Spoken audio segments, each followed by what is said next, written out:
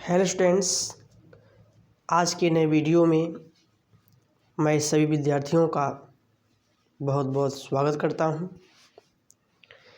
देखिए स्टूडेंट्स, आज का हमारा टॉपिक है यूज ऑफ अबाउट टू।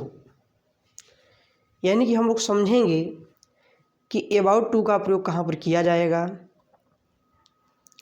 तो देखिए स्टूडेंट्स, अबाउट टू का जो यूज होता है, इसका प्रयोग जब वाक्य के अंत में वाला, वाली, वाले शब्द जब लगा होता है तो वहाँ पर हम अबाउट टू का प्रयोग करते हैं। देखिए, आइए हम उसको समझते हैं। देखिए स्टूडेंट्स, मैंने आपको ये बताया कि हमें अबाउट टू का यूज़ कहाँ पर करना है। तो मैंने आपको बताया कि जब वाक्य में, यानी कि हम इसको ऐसे कर सकते हैं कि जब वाक्य के अंत में वाला, वाली, वाले शब्द जब लगा होता है तो वहाँ पर हम लोग अबाउट टू का प्रयोग करते हैं। यानी कि हम लोग इसमें लिख सकते हैं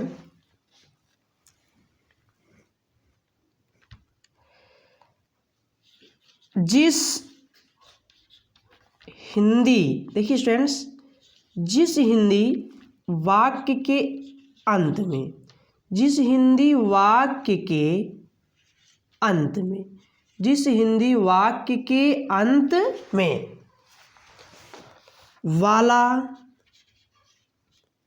वाली, वाले शब्द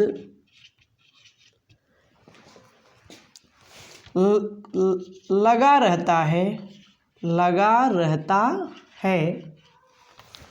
देखिए स्टूडेंट्स, हमने लिखा कि जिस हिंदी वाक्य के अंत में वाला, वाली, वाले शब्द लगा रहता है तो हम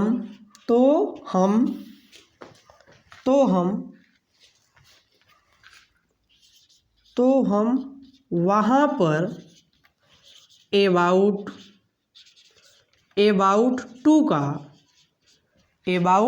टू का प्रयोग करते हैं। अबाउट टू का प्रयोग करते हैं। मैंने आपको समझाने के लिए इसको लिख दिया कि जिस हिंदी वाक्य के अंत में वाला, वाली, वाले शब्द लगा रहता है तो हम वहाँ पर अबाउट टू का प्रयोग करते हैं। आइए हम लोग अब अबाउट टू का स्ट्रक्चर बनाते हैं। इसका स्ट्रक्चर कैसे बनता है, देखिए स्टूडेंट्स, जब हम लोग इसका जब स्ट्रक्चर जब बनाएंगे तो ये इस प्रकार बनेगा। देखिए, इसमें पहले हम लोग क्या रखेंगे, इसका जब स्ट्रक्चर बनाएंगे तो इसमें पहले हम लोग सब्जेक्ट का यूज़ करेंगे, ठीक है। सब्जेक्ट के बाद अब यहाँ पर हम लोग लिखेंगे इज, एम, आर। क्या रखेंगे, is, M, R, was, were. Subject हो जाएगा। सब्जेक्ट के बाद is, M, R, was, were होगा। इसके बाद हम लोग यहाँ पर रखेंगे अबाउट। क्या रखेंगे, अबाउट टू। अबाउट टू के बाद हो जाएगा हमारा वर्ब का फर्स्ट फॉर्म। इसके बाद होगा यहाँ ऑब्जेक्ट। ऑब्जेक्ट के बाद होगा हमारा एटसेट्रा, यानी कि अन्य शब्द। तो इसका स्ट्रक्चर बना subject, is, M, R, was, were, about to. About to के बाद हो गया वर्ब का फर्स्ट फॉर्म, ऑब्जेक्ट, इसके बाद ईटीसी। आइए इसको हम लोग एग्जाम्पल के माध्यम से समझ लेते हैं। पहला एग्जाम्पल हमने लिखा,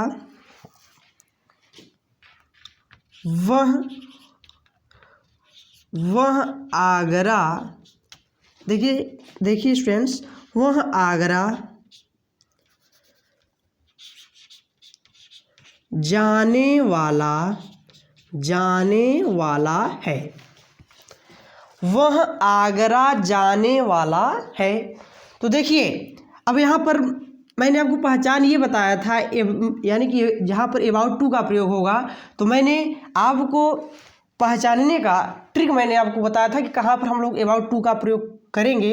तो मैंने आपको यही पॉइंट बताया था कि इसके हिंदी वाक्य के अंत में वाला, वाली, वाले शब्द लगा रहता है। तो जहाँ पर वाला, वाली, वाले शब्द जब आता है तो ध्यान दीजिए स्टूडेंट्स, तो वहाँ पर हम लोग अबाउट टू का प्रयोग करते हैं।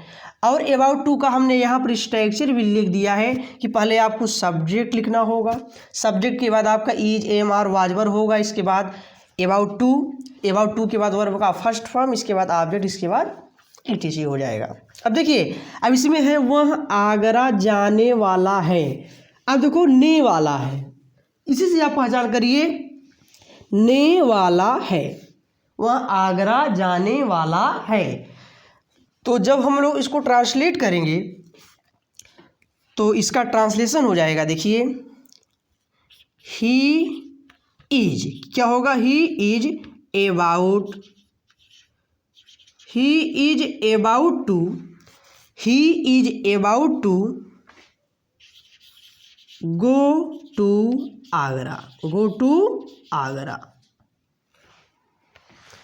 तो देखिए स्टूडेंट्स, वह आगरा जाने वाला है, तो इसका ट्रांसलेशन हुआ he is about to go to Agra, he is about to go, he is about to go, यानी कि वह जाने वाला है, कहाँ, आगरा, तो टू आगरा।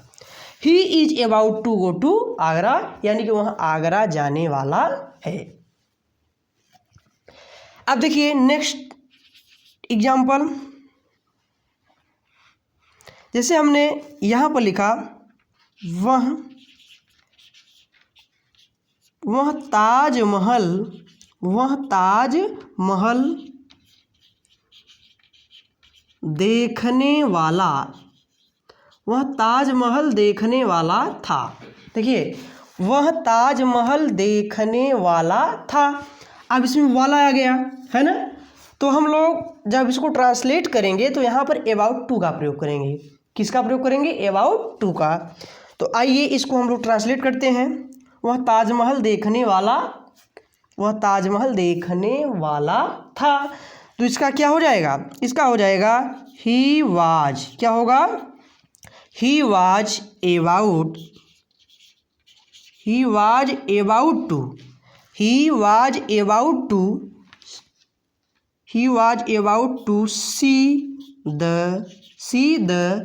ताज महल, क्या हो जाएगा, टू सी द ताज महल। ठीक है स्टूडेंट्स, अब आपको जो है अबाउट टू का प्रयोग तो अच्छे से समझ में आ गया होगा। तो इसमें आपको कुछ नहीं करना है, बस आपको यही समझना है कि जिस हिंदी वाक्य के अंत में जब ने और उसमें ने प्लस वाला, वाली, वाले, जैसे कि यहाँ पर ने वाला है, यानी कि वाला, वाली, वाले जब लगा रहे और उसके पहले देखिए थोड़ा सा इसको भी आप लोग समझ लीजिएगा, ने जरूर लगा रहेगा, ने वाला, ने वाला है, ने वाली है, ने वाले हैं, है ना। इनमें इसका मेन पॉइंट है ने वाला, ने वाली, ने वाले, तो ठीक है ना। यानी कि जब वाला, वाली, वाले जब शब्द आता है तो वहाँ पर हमको जो है अबाउट टू का प्रयोग करना होता है। तो ठीक है स्टूडेंट्स, ये पॉइंट आपको समझ में आ गया होगा। अब हम लोग इसके अब आगे से देखेंगे। देखिए स्टूडेंट्स, अब हम लोग जो है अबाउट टू में एक नोट है, तो नोट में हमको एक इसमें थोड़ा सा समझना है।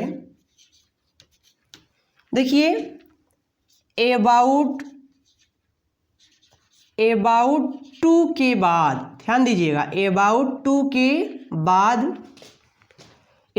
के बाद हमेशा कंजक्शन के रूप में CONJUNCTION, देखो अबाउट टू के बाद हमेशा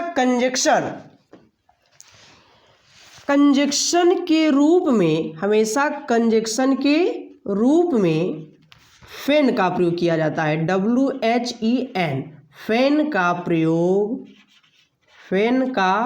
प्रयोग किया जाता है।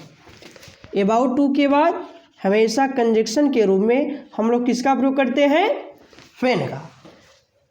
तो यानी कि अबाउट टू में आपको नोट में मैंने दिया कि अबाउट टू के बाद हमेशा कंजक्शन के रूप में व्हेन का प्रयोग किया जाता है। देखिए, जैसे हम इसका स्ट्रक्चर आपको यानी कि बना करके दिखाते हैं। देखिए स्टूडेंट्स,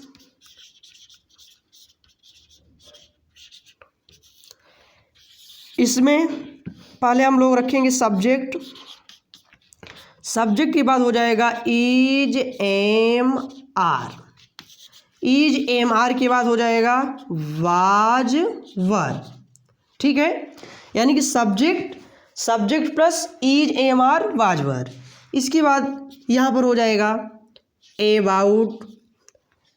देखिए स्टूडेंट्स, एक पॉइंट आप लोग ध्यान देंगे, यहाँ पर इज एम आर का प्रयोग नहीं किया जाएगा, केवल वाज वर ही होगा। ठीक है ना, यानी कि ऐसी कंडीशन में जहाँ पर कंजक्शन से वाक्यों को जोड़ा जाता है तो वहाँ पर क्या होता है कि ऐसी कंडीशन में यहाँ पर केवल या तो वाज आएगा या तो वर आएगा, इज एम आर का प्रयोग इसमें नहीं किया जाएगा। यानी कि पहले हम लोग सब्जेक्ट रखेंगे, ठीक है, सब्जेक्ट के बाद वाज वर रखेंगे। ठीक, अब वाज वर के बाद अब यहाँ पर क्या हो जाएगा हमारा अबाउट टू। अबाउट टू, ठीक, यानी कि subject plus was were plus about to. About to के बाद हो जाएगा वर्ब का फर्स्ट फॉर्म, इसके बाद ऑब्जेक्ट, ऑब्जेक्ट के बाद हो जाएगा हमारा ईटीसी। इसके बाद जो इसका दूसरा वाक्य होगा,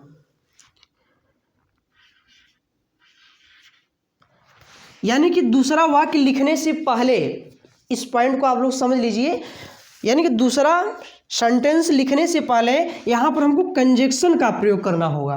किसका प्रयोग करना होगा? कंजक्शन का, जो कि कंजक्शन मैंने आपको बता दिया कि यहाँ पर कंजक्शन के रूप में हमेशा व्हेन का ही प्रयोग किया जाता है। ठीक है ना, यानी कि सब्जेक्ट लिखना है पहले, सबसे पहले सेंटेंस में आपको subject was were plus about to, verb का फर्स्ट फॉर्म, ऑब्जेक्ट ईटीसी। इसके बाद होगा व्हेन। यहाँ पर हमेशा व्हेन का ही यूज किया जाएगा। अब व्हेन के बाद जो दूसरा वाक्य होगा ये हमेशा पास्ट इंडिफिनिट टेंस में लिखा जाएगा। Past indefinite tense. ध्यान दीजिए स्टूडेंट्स, व्हेन के बाद हम यानी कि हमेशा वाक्य को हमको जो है पास्ट इंडिफिनिट टेंस में ही रखना होगा। ठीक है ना, अब ये स्ट्रक्चर बन गया। तो मैंने आपको ये बताया कि अबाउट टू के बाद हमेशा कंजक्शन के रूप में हमको व्हेन का ही प्रयोग करना होगा। देखिए यहाँ पर अबाउट टू हो गया। अब अबाउट टू के बाद जो भी हम कंजक्शन लगाएंगे वो केवल हमारा व्हेन ही होगा। व्हेन के यानी कि व्हेन के अलावा यहाँ पर कोई भी कंजक्शन नहीं हो सकता है। ठीक है ना, और इस पॉइंट को भी ध्यान देना है कि व्हेन के बाद हमें हमेशा वाक्य को पास्ट इंडिफिनिट टेंस में ही रखना होता है। यानी कि व्हेन के बाद हम लोग जो दूसरा सेंटेंस लिखेंगे उसको हमेशा पास्ट इंडिफिनिट टेंस में ही रखेंगे। देखिए जैसे, आइए हम लोग अब इसको एग्जाम्पल के माध्यम से समझते हैं। जैसे हमने यहाँ पर लिखा,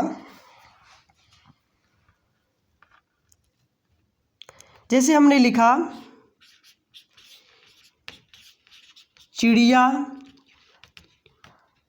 चिड़िया चिड़िया उड़ने ही, चिड़िया उड़ने ही वाली, चिड़िया उड़ने ही वाली, चिड़िया उड़ने ही वाली थी कि।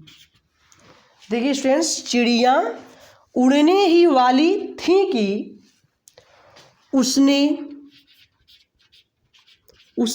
अपना जाल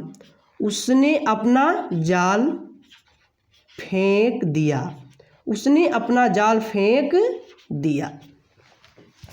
हमने यहाँ पर एक सेंटेंस लिखा कि चिड़िया उड़ने ही वाली थी, चिड़िया उड़ने ही वाली थी कि उसने अपना जाल फेंक दिया।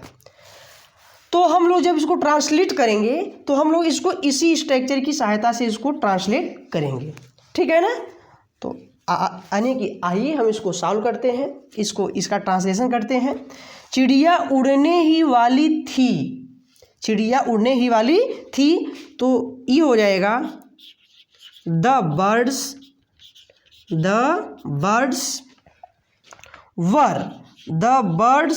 वर अबाउट, देखिए the birds were about to fly,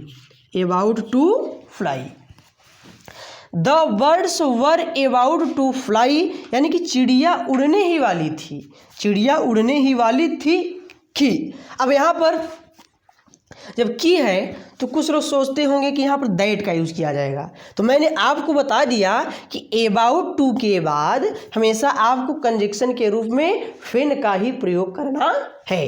तो यहाँ पर हो जाएगा वेन, क्या होगा फैन। तो अब ट्रांसलेशन हो गया, चिड़िया उड़ने ही वाली थी, तो the birds were about to fly, यानी कि चिड़िया उड़ने ही वाली थी कि उसने अपना जाल फेंक दिया। तो ये हो जाएगा fan he threw his net. अब देखिए स्टूडेंट्स, अभी ट्रांसलेशन इसका बन गया, the birds were about to fly fan he threw his net, यानी कि चिड़िया उड़ने ही वाली थी कि उसने अपना जाल फेंक दिया, वह अपना जाल फेंक दिया। तो ठीक है स्टूडेंट्स, अब हम आशा करते हैं कि ये वीडियो आपको पसंद आया होगा, जो भी बातें इसमें बताई गई हैं आपको ज़रूर समझ में आया होगा। तो यदि हमारा वीडियो आपको पसंद आया हो तो आप हमारे चैनल को प्लीज़ सब्सक्राइब कर दीजिए। धन्यवाद।